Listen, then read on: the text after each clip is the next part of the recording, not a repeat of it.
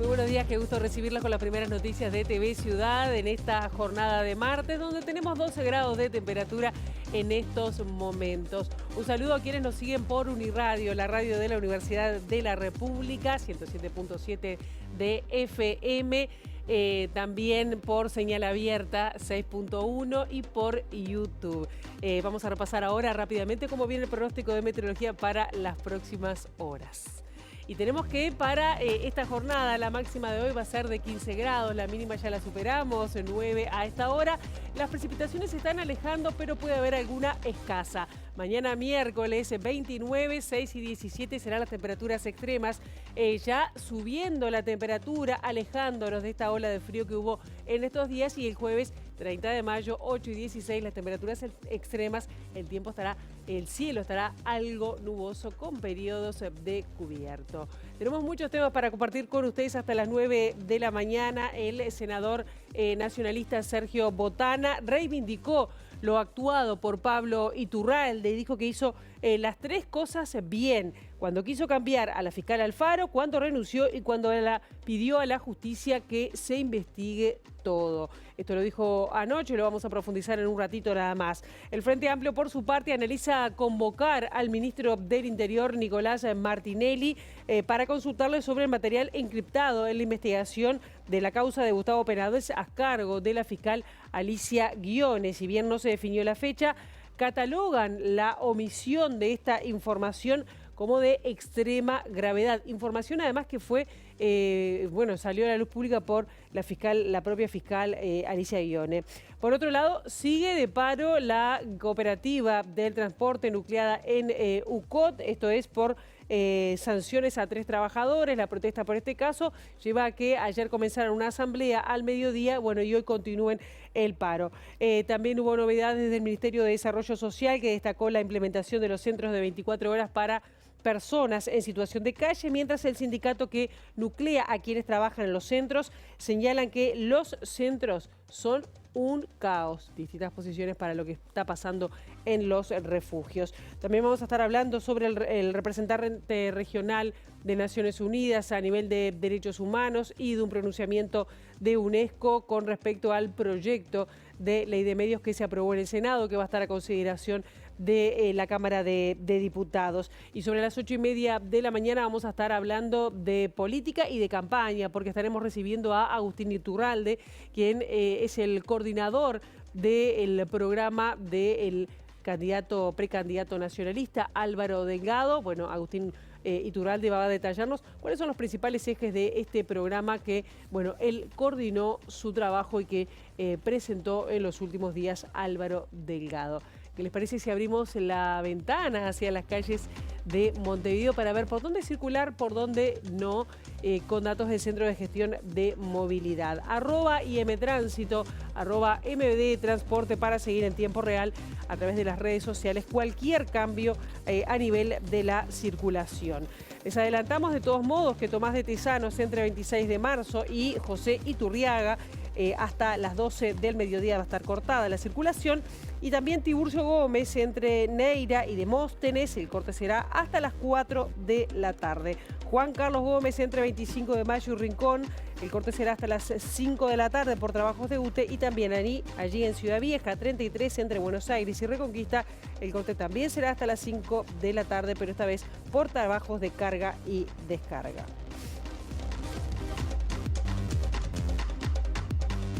Comenzando el desarrollo informativo, les decimos que el senador del Partido Nacional, Sergio Botana, ayer defendió la actuación del el expresidente del directorio del Partido Nacional, Pablo Iturralde. Dijo que hizo lo que tenía que hacer y que ya sabían que si actuaba la fiscal Alfaro, Penades estaría precondenado. El senador Arachán enfatizó que después renunció para que no se ensucie la campaña electoral. Sí. La primera vez era obvio que se moviera para que la fiscal Alfaro no fuera la que actuara en el caso. Tenía que ser una mujer equilibrada, como Guión o como cualquier fiscal equilibrado. Pero ya sabíamos que si actuaba la fiscal Alfaro, Penades ya estaba precondenado, ¿verdad?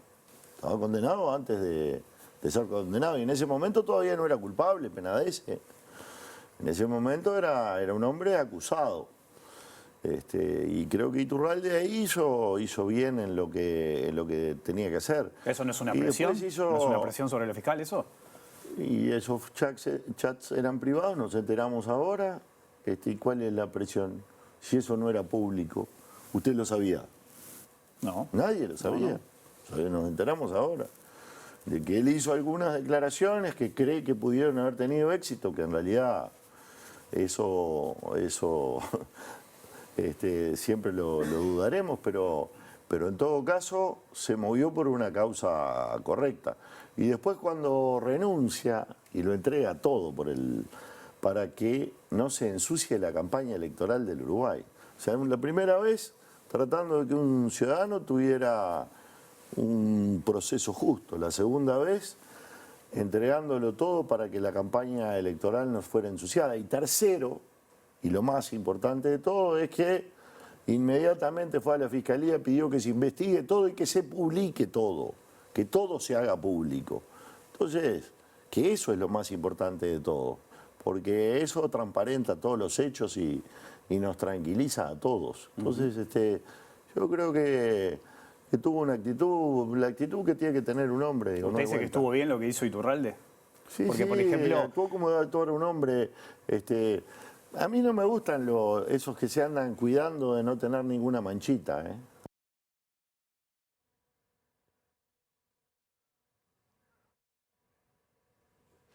Bien, y sobre este tema seguimos porque las bancadas del Frente Amplio están analizando la convocatoria del ministro del Interior, Nicolás Martinelli, ante lo que dijo la fiscal Alicia Ghione, que está a su cargo de la investigación del ex senador Gustavo Penadez, que de alguna manera la policía y asuntos internos del Ministerio del Interior le proporcionó información encriptada del celular del ex senador. Para Mario Vergara, senador del Frente Amplio, es un hecho grave y evalúan el momento y el mecanismo para convocar al jerarca del Interior. Cuando hay una fiscal que plantea que no confía en algunas direcciones del Ministerio del Interior que deberían actuar como auxiliares del proceso judicial y que recibía informes livianitos, ¿verdad? Y que entendía que había información que no se le estaba dando, al punto tal de que solicitó poco menos que el allanamiento de estas divisiones de la policía por parte de asuntos internos, sin duda es grave, porque acá la clave está en que el Ministerio del Interior tiene que dar las garantías de que es un auxiliar real de la investigación de la Fiscalía. Nosotros no descartamos el llamado al Ministro del Interior para que dé un poco explicaciones vinculadas a este tema, a ver qué información tiene y cómo lo está viendo, sobre todo si efectivamente se concretara un llamado que hoy estaba como el run run a nivel parlamentario, de que el oficialismo estaría convocando al Ministro de Educación y Cultura, que en realidad su foco es, en todo caso, la Fiscalía por las filtraciones, dando a entender, ¿verdad?, de que las filtraciones vinieron de la Fiscalía. Nosotros tenemos la hipótesis diferente, que es que las filtraciones vinieron de ámbitos policiales. Por lo tanto, si el oficialismo avanzara en esa dirección de convocar al Ministro de Educación y Cultura con esa lógica, no, nosotros no descartamos en absoluto convocar al Ministro del Interior para justamente, bueno, que dé las explicaciones correspondientes. Y justamente sobre este tema, las bancadas del Frente Amplio se declaran en sesión permanente. Además de cuestionar la conducta del expresidente del directorio blanco, entienden que se debe ir hasta el fondo en la investigación. Consideramos que estamos viviendo cotidianamente situaciones que están poniendo en riesgo de alguna forma algunos acuerdos que nosotros tenemos como sociedad uruguaya referidos a la protección de la democracia, de las instituciones y la necesidad que tenemos de respetar cada una de las acciones institucionales, especialmente las relacionadas al sistema de justicia. Nosotros creemos que hay que dar explicaciones, que una renuncia no es una explicación, y que hay que tomar acciones también de carácter preventivo. Nosotros creemos que es un momento político en el que tenemos que tener certeza de que el rol de las instituciones se va a cumplir correctamente y que haya condiciones para el buen desarrollo de la democracia. La bancada del Frente Amplio va a tener una sesión permanente a los efectos de seguir de cerca todos y cada uno de estos acontecimientos, porque no es suficiente con que el principal partido del gobierno haya aceptado la renuncia de quien presionó, según propio diálogo, a distintos fiscales. Es esencial llegar al fondo del asunto. Y para nosotros eso tiene que ver directamente con la calidad democrática y con la garantía que tienen que tener las ciudadanas y los ciudadanos del Uruguay. Y seguimos en tema porque ayer asumió la presidencia del directorio blanco Macarena Rubio tras la renuncia de Iturralde. Además, defendió a su predecesor diciendo que se trataba de chats privados, personales y también erróneos. La Comisión de Asuntos Políticos, como dije, va a reunirse con el doctor Pablo Iturralde porque él se ha puesto a disposición de todos los compañeros. Lo encauzamos a través de la Comisión de Asuntos Políticos. Después, el hecho de público conocimiento, en el que no es necesario abundar, no compromete la institucionalidad del Partido Nacional. Todos sabemos que ha sido una opinión personal y privada del expresidente, desafortunada, errónea, que no compartimos, pero reitero, personal y privada. Este directorio, ninguna de sus instancias ni mandató, ni solicitó gestiones, ni encomendó ningún tipo de gestión al respecto del tema que todos conocemos. Así que entendemos que a veces ni los gobiernos ni las instituciones que están formadas por personas estamos ajenos a que alguno de nosotros cometamos errores. Lo importante es cómo los gestionamos, cómo los solucionamos y cómo actuamos frente a los errores. Acá se detectó un incidente desafortunado, privado, personal, y que el propio expresidente lo resolvió prontamente, no comprometiendo ni la institucionalidad del partido y, por supuesto, que mucho menos al gobierno. En esta sesión extraordinaria que se dio este lunes, al término de la misma emitieron un comunicado donde indican que el Partido Nacional su compromiso por la defensa de las leyes, motivo fundamental del surgimiento de nuestra divisa desde la fundación del partido. Además, respaldan la actuación independiente de los poderes públicos en el marco de la Constitución y de la ley. Rechazamos, dice el comunicado, cualquier tipo de presión que pretenda afectar la institucionalidad de los poderes públicos en su normal funcionamiento, dice la misiva, la carta tras la sesión. Y seguimos en tema, pero desde otras tiendas políticas, porque el precandidato del Frente Amplio, Yamandu Orsi, llamó a estar alerta y seguir con prudencia las derivaciones de esta filtración de mensajes de Penades, de este celular. Además, cuestionó la reacción del gobierno y particularmente del presidente Luis Lacalle Pou cuando se hicieron públicos los chats entre el senador, ex senador y expresidente del directorio blanco. Esa es la peor de las presiones, la que vimos el otro día. ¿El presidente? Claro, porque aparte viene nada menos que del presidente de todos los uruguayos. Tremendo. Creo que se perdió la oportunidad de tomar distancia de cosas que son incorrectas, pero tampoco creo que no se pudiera resolver si se aclaraba bien. El presidente la complicó más. ¿Cómo ha visto todo este tema que ha denunciado la propia fiscal Guione? Yo creo que hay que evitar la lectura lineal y hay que ir siempre un poquito más al fondo. Esto es complejo. Hay cosas que pasan que de repente no las estamos viendo. Entonces hay que estar muy atentos a lo que está pasando, ¿no? Por ejemplo, ¿qué está pensando? No puedo decirlo porque no lo conozco, pero me llama la atención esta seguidilla de cosas, donde se pone en el banquillo nada menos que a la Fiscalía, donde salen todos a coro a criticar al Ministerio Público, y un día sí y otro también te vas enterando de cosas donde nunca se termina de redondear, ¿no? Yo creo que hay una desprolijidad manifiesta en la actitud del gobierno desde que asumió hasta hoy, pero a su vez hay toda una manipulación y un manejo atrás que nos obliga a estar alertas y prudentes. Y el precandidato del Partido Nacional, Álvaro Delgado, destacó la figura de Danilo Astori tras concurrir a la película Jorge Valle y ver una entrevista que le hacían a Astori. Diferenció la actitud del ex vicepresidente de los actuales precandidatos del Frente Amplio, tanto Carolina Cose como Yamandú Orsi, y señaló que el actual Frente Amplio está ideologizado y radical. Astori dijo en el 2006 o 2007, nosotros pudimos cancelar con el Fondo Monetario Internacional, pero claro, dijo, lo pudimos hacer gracias a lo que Jorge Valle había hecho antes. Esa actitud tan linda del Uruguay, que es la que practicamos nosotros, cómo se extraña Astori, ¿verdad? Que era un cortafuego en el Frente Amplio. Hoy el Frente Amplio se desbalanceó. Y toda esa ideología de que las cosas son buenas o malas no en función de quién la propone, sino en función del efecto que tiene sobre la gente, que nosotros la sentimos y la practicamos y la hicimos cuando éramos oposición y que no sentimos que la hagan ahora.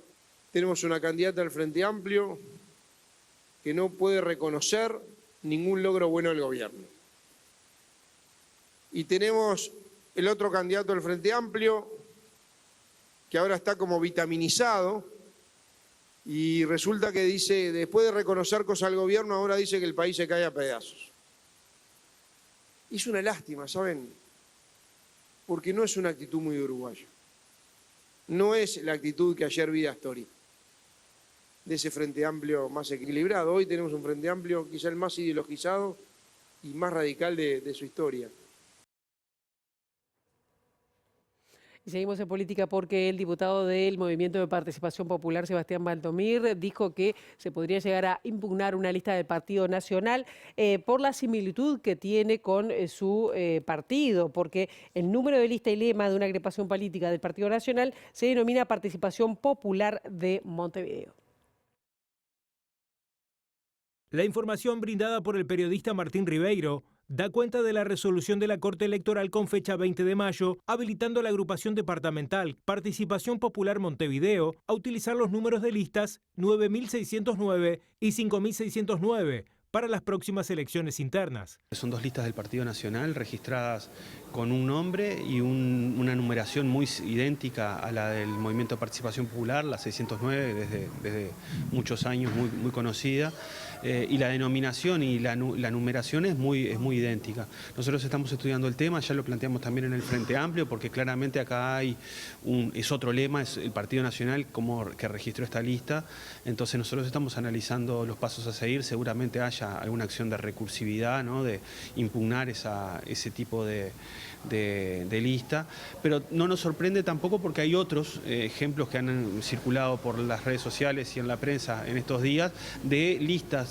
de otros partidos, incluso una lista del Partido Colorado con una coloración, con unos tonos muy similares a los del Frente Amplio.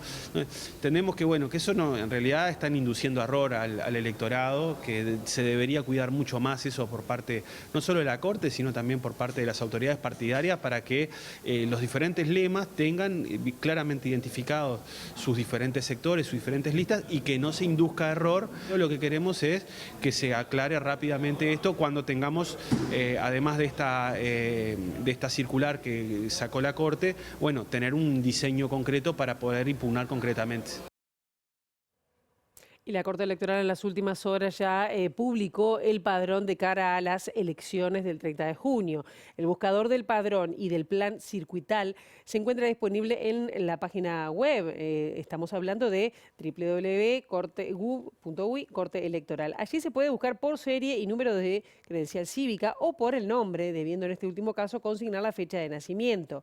Cuando la inscripción cívica de la persona se encuentre vigente y habilitada, el sistema devolverá los datos patronímicos y la información del circuito donde corresponde votar con la dirección respectiva y si es un circuito accesible o no.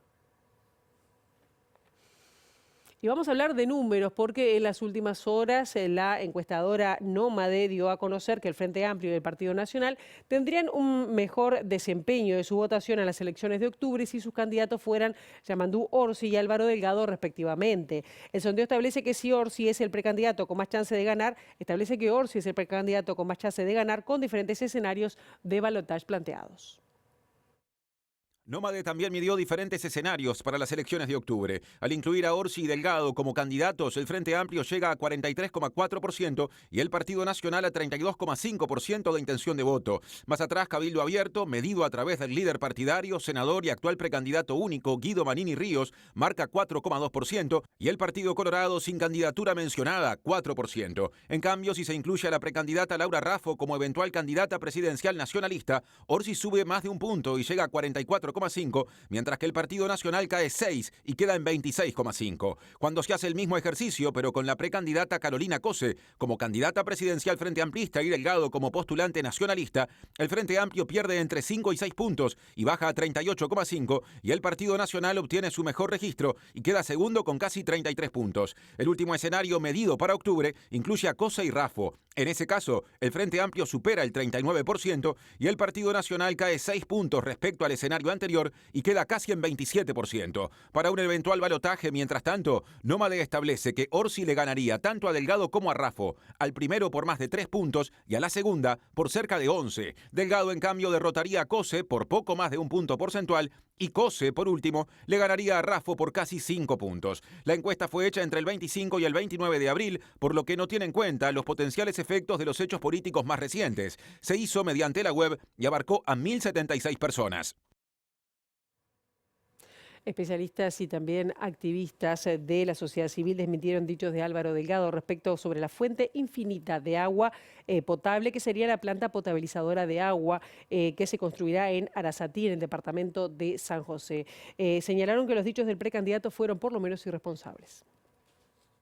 En el spot publicitario que lanzó el precandidato presidencial nacionalista Álvaro Delgado, con una duración de 5 minutos, entre otras cosas, se menciona que el proyecto Arasatí será una fuente infinita de agua potable. Esto fue desmentido por especialistas del tema. Hay un error grave de concepto. Sabemos que el agua del Río de la Plata no es infinita porque está hablando de agua potable, y el agua potable no es infinita porque tiene una cantidad de costos, y aparte la fuente del Río de la Plata, la academia está diciendo que esa planta potabilizadora no va a dar agua potable todo el año, además de que solamente va a abastecer, en el mejor de los casos, con el máximo funcionamiento, un 30% de la demanda del área metropolitana. Es muy irresponsable cuando ya alertamos y cuando ya dijimos durante la crisis que eso no era verdad, cuando la ciencia está diciendo que eso no es verdad. Seguir mintiendo es absolutamente irresponsable y es seguir haciendo humo.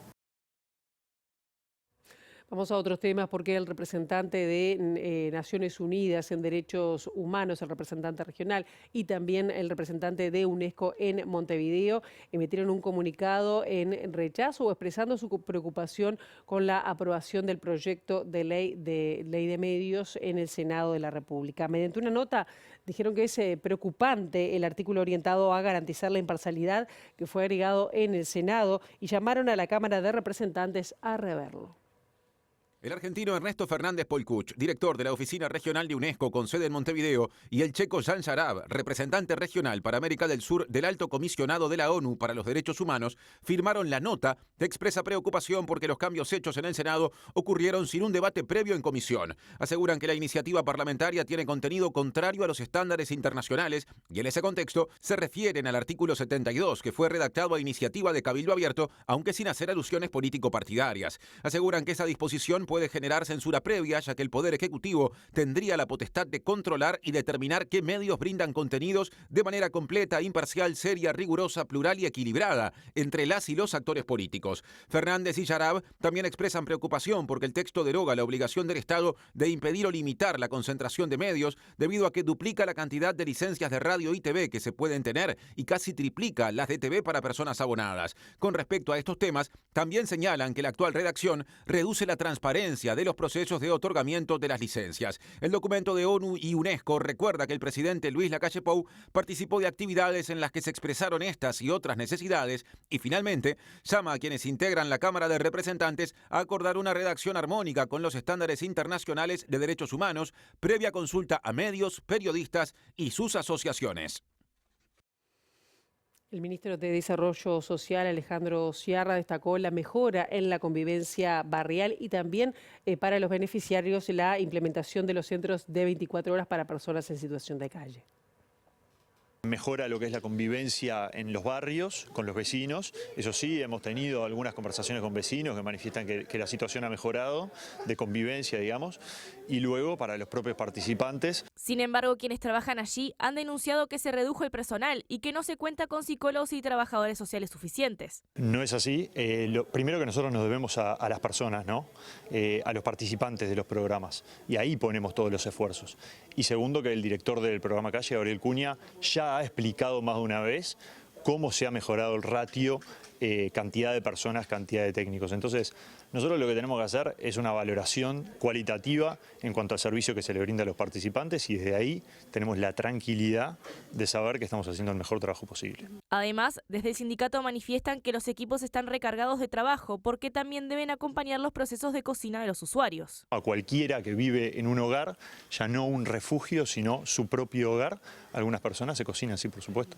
¿Pero no le parece que debería haber personal capacitado para entrenar esto en particular? Mirá, no.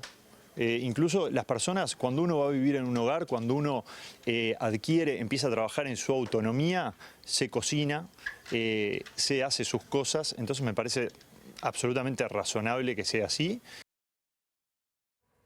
Y los trabajadores, por su parte, entienden que la situación desmejoró y solicitan al Ministerio que entregue los números porque, bueno, esta situación no ha mejorado en la atención a las personas en situación de calle. En cuanto a los 24 horas, se va a trabajar con un facilitador por turno. Eso quiere decir que es un compañero que queda solo.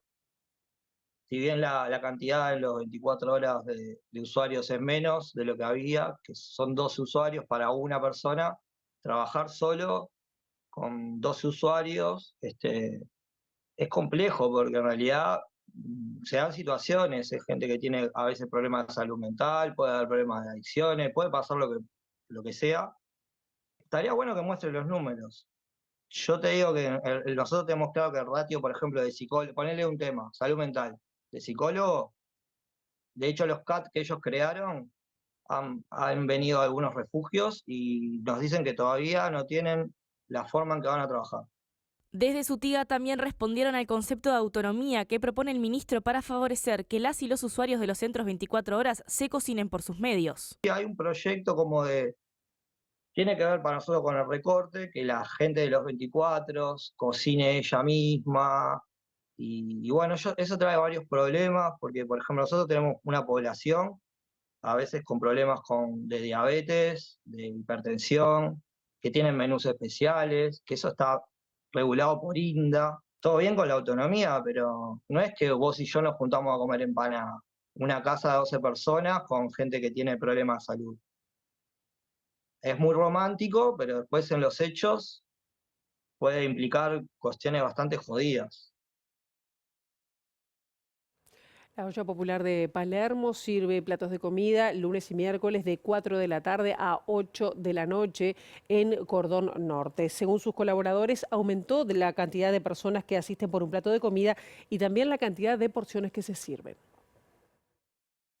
Hace 2 semanas cumplimos un récord de 470 porciones, pero nosotros tenemos un promedio de 300 porciones acá, más o menos 300 porciones. Esta situación es algo que se está agravando cada vez más, que nosotros que estamos acá y ponemos el cuerpo lo podemos confirmar, sobre todo sobre fin de mes, que es naturalmente donde la gente no tiene tantos ingresos y se acercan a estos espacios, no solo acá, sino a la cantidad de ollas que hay por todo el territorio.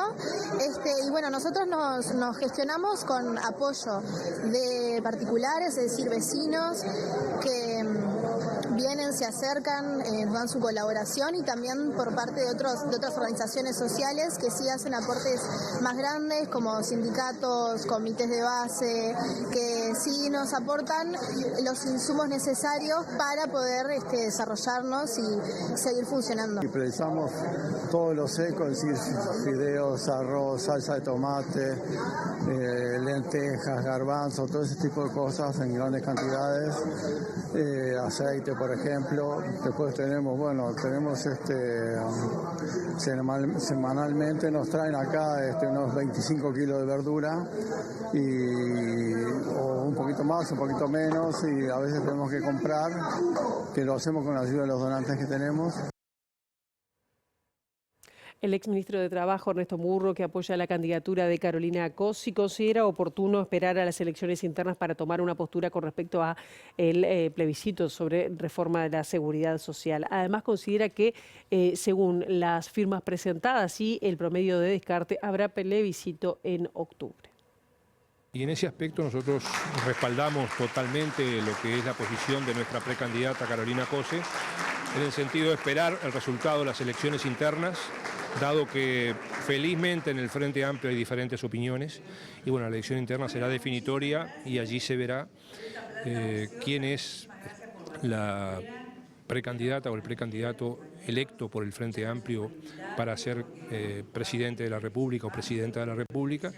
Y el propio presidente del Frente Amplio, Fernando Pereira, ha dicho que habrá una nueva discusión luego de las internas, lo cual creemos que esa es la posición correcta. El programa del Frente Amplio de cara a las próximas elecciones plantea una reducción de la jornada laboral. Murro entiende que debe llevarse adelante en el marco de la negociación colectiva. Perdieron cientos de miles de uruguayos, perdieron los comerciantes, los pequeños productores, porque esa plata no solamente no fue al bolsillo de trabajadores y trabajadoras, sino que tampoco fue a la caja de los comerciantes. Así que bueno, lo que se perdió, ahora se empieza a recuperar, y yo creo que hay que fortalecer la negociación colectiva en la reducción horaria y en todos los aspectos que han sido recortados durante estos 4 años de gobierno.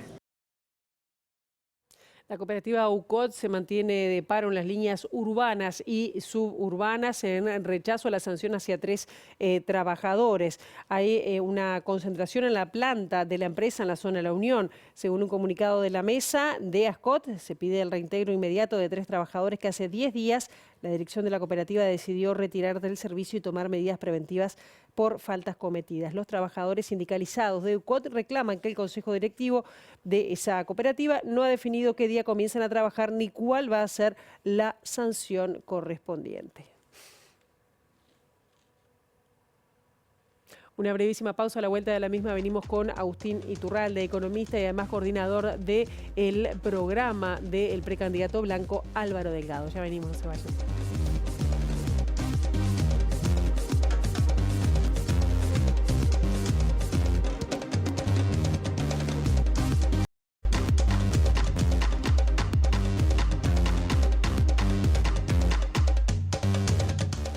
Segundo bloque de MBD Noticias, estamos recibiendo con mucho gusto a Agustín Iturralde, quien es el coordinador del programa que propone el precandidato del Partido Nacional, Álvaro Delgado. Un gusto que estés con nosotros esta mañana. Un gusto enorme estar acá, Pilar. Muchísimas gracias por la invitación. Por favor, el gusto es nuestro.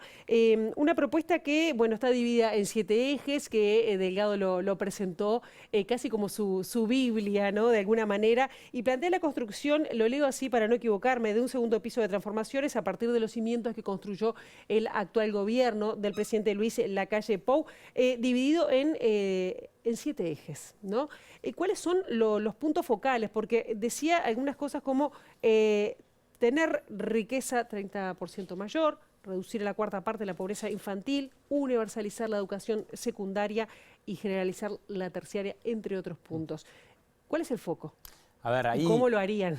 Obviamente todo lo que vos estás leyendo suena muy ambicioso y lo es, y parte de esta visión que nosotros ponemos acá en el título del programa, que es: podemos ser el primer país desarrollado de América Latina, que no es un objetivo de que nosotros queramos que se puede lograr en 5 años, sino una visión que tenemos del Uruguay, de lo que el Uruguay puede ser, una visión claramente optimista del potencial de desarrollo que tiene Uruguay, y decimos, bueno, como esto suena medio volado a veces, bueno, ¿qué es ser un país desarrollado? Bueno, Uruguay en 4 cosas que claramente debería lograr para ser un país desarrollado son esas 4 que vos nombrás, pero decimos, bueno, estos 4 objetivos no son cosas que uno pueda comprometerse en los próximos 5 años, pero sí son parte de esta visión que nosotros transmitimos.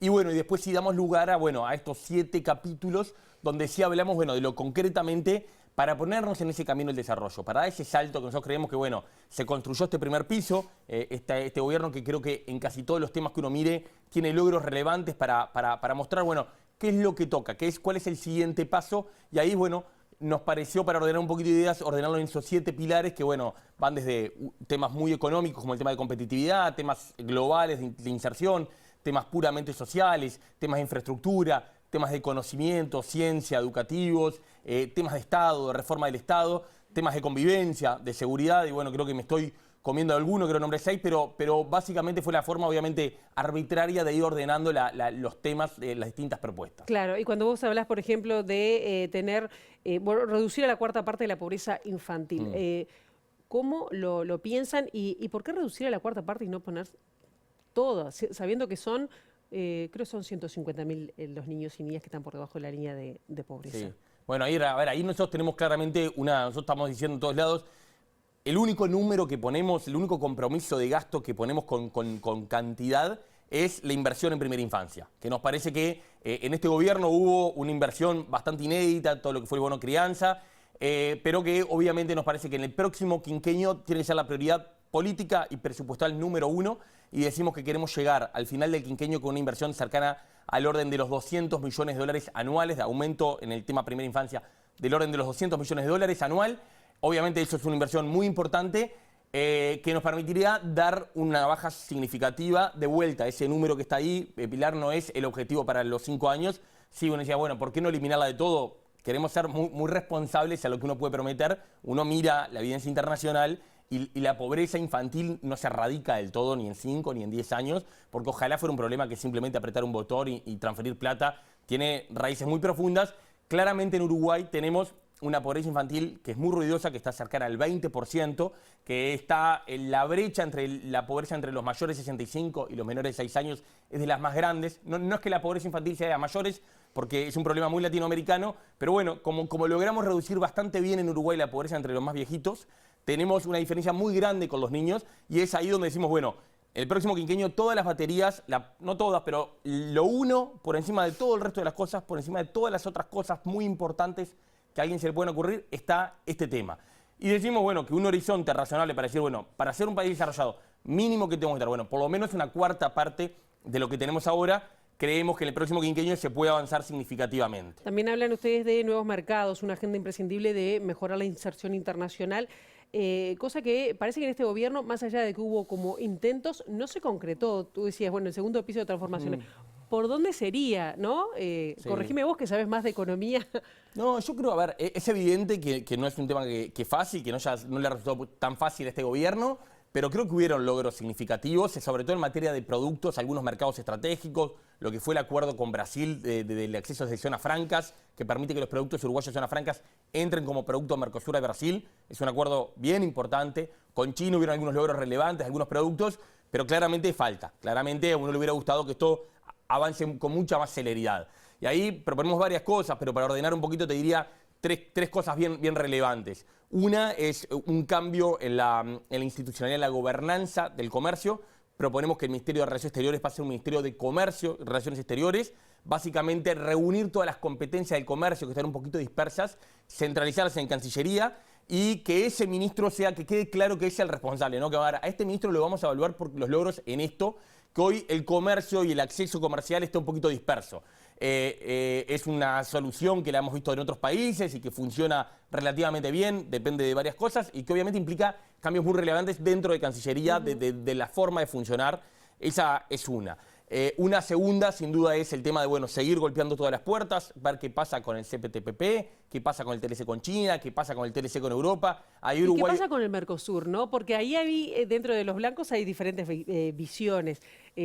Laura Raffo dice, como hay que rever todo lo que tiene que ver con Mercosur. ¿Cuál es la postura del GAO? Yo no lo vi tan claro eso, pero quizás lo manifestó así. Creo que nosotros creemos que es un dato de la letra, el Mercosur, en este contexto. No hay nada tampoco claro para ganar en ponernos a discutir alguna...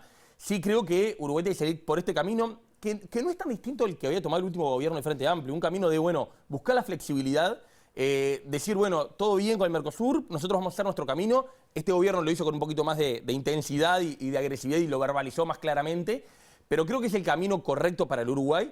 Y bueno, obviamente no depende solo de Uruguay estas cosas, porque el mundo está en una fase muy proteccionista. Y bueno, pero creo que en algún momento va a pasar algo que se va a abrir alguna de las puertas. Entonces, la clave para mí es seguir con esta persistencia de seguir golpeando todas las puertas a ver cuál se abre. Claro. Pero como depende de otros, te diré, hay un tercer punto que para nosotros es muy importante, que es la apertura unilateral. Hay algo que no depende de nadie más que Uruguay, y creo que es un centro, la agenda del próximo gobierno, que es hacer lo que no depende de nadie más. Que es, tenemos una tasa consular que todavía es muy alta, tenemos restricciones a la importación de algunos productos que encarecen el costo de vida en Uruguay. Bueno, tenemos un capítulo de abaratamiento del costo de vida que para nosotros es muy importante, que encarecen el costo de vida, tenemos restricciones, barreras no arancelarias. Bueno, lo que decimos es hay una agenda que creemos que no depende de nadie más que Uruguay, que hace ser un país más abierto al mundo, que es muy importante. No se puede exportar más sin importar más, no existen países pequeños, cerrados y prósperos, los países pequeños, prósperos son países abiertos. Entonces creemos que hay una cosa muy estratégica, bueno, en abrirnos más al mundo, y te diría en estos tres caminos como eje central. Bien, te quería preguntar también sobre, ustedes tienen una parte de simplificación del Estado y también de ahorro, que se plantean ahí, reducir 1% por año la plantilla del Estado. Algo que ha sido señalado por los sindicatos el sindicato de COFE concretamente, que dice cómo se puede bajar 15.000 funcionarios, y también el propio Gandini ha dicho, bueno, no es por ahí, pensando en la cantidad además de docentes, de maestros, de funcionarios de salud. ¿Cómo lo harían? A ver, claramente no estamos pensando en rebajar ni maestros, ni policías, claramente no va por ahí. Básicamente lo que nosotros creemos es que hay espacio. Cuando dicen 15.000 suena mucho, cuando uno dice 1% anual y uno sabe que se retira más de un 4% anual, no parece tanto. Y básicamente lo que decimos es que hay que hacer un esfuerzo por reducir todo lo que son cargos administrativos. Cuando uno va a un canal de televisión, a una radio, un diario, un banco privado, uno ve que ese tipo de organizaciones han evolucionado y han reducido la cantidad de gente con la que funcionan, en particular en lugares administrativos. Y bueno, uno lo que tiene es, el jerarca siempre, un jerarca de cualquier partido, de cualquier columna que lo nombren, va a querer más funcionarios. Si uno no le genera un poquito el estrés de tratar de ver cómo puede hacer lo mismo con menos gente, y en particular en funciones administrativas que no hacen al eje central de la función. En ASA hay un ejemplo muy interesante que se está aplicando ya y que se va a seguir desarrollando, que es, sacarle a ACE todo lo que son funciones administrativas, de gestión, de recursos humanos, tratar de concentrar eso en un único lugar y reducir la cantidad de gente que en ACE se dedica a esas tareas, que obviamente no pueden haber menos enfermeros y menos médicos y menos limpiadores en ACE, pero sí pueden haber muchos menos de otras cosas que son una cantidad de trabajadores importantes. De vuelta, son reducir 1% al año, no se va a echar a nadie, es no reponer en un Estado que se retira más de un 4% anual, y que al final del quinquenio, cuando asuma el próximo presidente en 2030, va a tener 15.000 funcionarios públicos menos. Creo que es una meta que suena ambiciosa, pero creo que es razonable. Obviamente requiere una incorporación de gobierno electrónico, de tecnología mucho más intensa. Ya se está haciendo, pero intensificar ese camino. También está la creación, menciona la creación del Ministerio de Justicia, y ahí te quiero mencionar que también la Fiscalía pasaría del Ministerio de Cultura a el Ministerio de Justicia. ¿Usted piensa en algún cambio, pensando además en todo lo que ha sido esta administración y las críticas de un lado y del otro, pero bueno, ha habido muchas críticas al funcionamiento de fiscales, sobre, por ejemplo, tienden a que pase al Ministerio de Justicia, pero que sea unipersonal, que sea triunvirato, o debería no estar vinculado a temas, a definiciones políticas, porque actualmente no se ha llegado a acuerdo, porque no hay acuerdo en el Parlamento? De acuerdo. No tomamos posición sobre si es unipersonal, un triunvirato, no nos metemos ahí. Lo que nos parece evidente es que no se trata tanto de crear un ministerio, aunque sí se crearía un ministerio, sino de reorganizar competencias que hoy están también un poquito dispersas. Ahí iría todo lo que es la parte de justicia, de registro, que está hoy en el MEC, como tú bien decís. También iría todo lo que es la parte de cárceles, iría ahí. También las partes de derechos humanos, que también hay una cosa en presidencia. Concentrar un Ministerio de Justicia y Derechos Humanos, una cantidad de cosas que hoy están dispersas, que nos parece que es una organización que responde mucho mejor a cómo funcionan otros países que tienen un poquito mejor solucionado. La verdad, como no nos metemos en esta versión del programa, como estábamos conversando antes de arrancar, el programa del Partido Nacional es como de aproximaciones sucesivas. Después del 30 de junio vamos a construir un programa único. Y bueno, en algunas cosas vamos a ir hilando más fino, vamos a ir afinando el lápiz y vamos a empezar a decir cosas más concretas. Es un programa de cosas bastante concretas y creo que en comparación a las otras cosas que andan en la cancha, creo que es evidente que es un programa que se la juega, que va, que dice cosas detalladas. En este tema no nos metemos con definiciones tan precisas. No tiene una precisión de si es un triunvirato, si es unipersonal o si no tendría que ser político. No, creo que claramente no tendría que ser político. Claramente lo que sería deseable es lograr un acuerdo como las mayorías que están establecidas. Obviamente hay un tema político ahí que no se ha logrado, que se me escapa a mí. Sin entrar en temas personales, digo, ¿se ha analizado de cómo sigue la campaña, si afecta a la campaña los últimos hechos del Partido Nacional o de Delgado? No. La campaña nuestra es una campaña de propuestas hacia adelante. Nosotros estamos muy orgullosos de lo logrado por este gobierno y creemos que lo que viene para adelante, cuando la gente compare en la enorme mayoría de los ítems cómo estaba hace 5 años y cómo está ahora, en las distintas cosas, creo que en la enorme mayoría hoy se está mejor. Y creo que lo que estamos planteando nosotros es, bueno, ese segundo piso, ¿en qué consiste? De forma muy precisa, muy concreta, creo que es un programa de propuestas y ese es el eje de la campaña y ese es lo que no nos van a mover. Ustedes van a trabajar además con la coalición antes de octubre para tratar de tener un programa único o cómo lo manejan. La verdad no está definido, creo que es una posibilidad. Es claro que después del 30 de junio vamos a construir el programa único del Partido Nacional y después veremos. Creo que la coalición hoy está más madura y también en temas programáticos uno mira las propuestas sociales de Robert Silva o mira las propuestas pro competencia de Gabriel Gurméndez o mira temas educativos de Pablo Mieres y la verdad que hay una convergencia, naturalmente se ha dado un acercamiento, ni que hablar con Laura Raffo también en muchísimos temas, ni que hablar del mismo partido. Entonces creo que es evidente que hay una coalición que está más consolidada, más madura. Si eso va a permitir tener algún tipo de documento programático antes de octubre o no lo tengo claro. Agustín Iturralde, gracias por estos minutos. Muchas gracias por la invitación, Pilar, un gusto enorme estar acá. Igual. Y nosotros ahora vamos a exteriores a tomar contacto con nuestra compañera Juliana Perdomo. Juliana, ¿qué novedades? Buenos días, ¿cómo estás? Gracias, Pilar. El saludo para todos. Nosotros nos encontramos en el Cerro de Montevideo porque en la mañana de hoy se va a estar llevando adelante un homenaje en recordatorio a los mártires de la industria frigorífica. En la mañana de hoy se va a estar colocando una estructura de metal en la plazoleta de ingreso al barrio por la avenida Carlos María Ramírez, en recordatorio además del primer homenaje a los 66 años de 2 ex trabajadores, hablamos de Rubén Paleo y también César Coco Muñoz, y estamos con Sixto Amaro, representante y presidente honorario de la FOICA, de AJUPEN FOICA. Muchas gracias por estos minutos. Bueno, Amaro, ¿cómo recuerda este hecho y cómo transmitirle a las nuevas generaciones?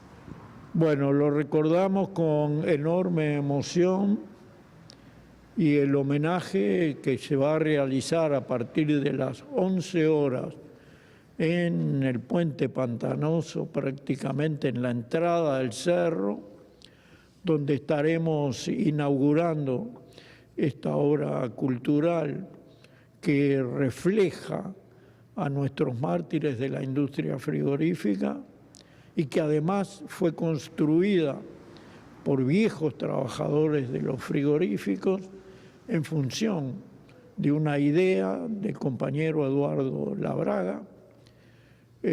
Allí estaremos los viejos trabajadores de los frigoríficos, el pueblo del Cerro y autoridades que hemos invitado para homenajear a aquellos que han ofrecido ni más ni menos que sus vidas en defensa de los derechos de todos los trabajadores de los frigoríficos. ¿Por qué seleccionar a Rubén Paleo en esta ocasión y también a César Muñoz?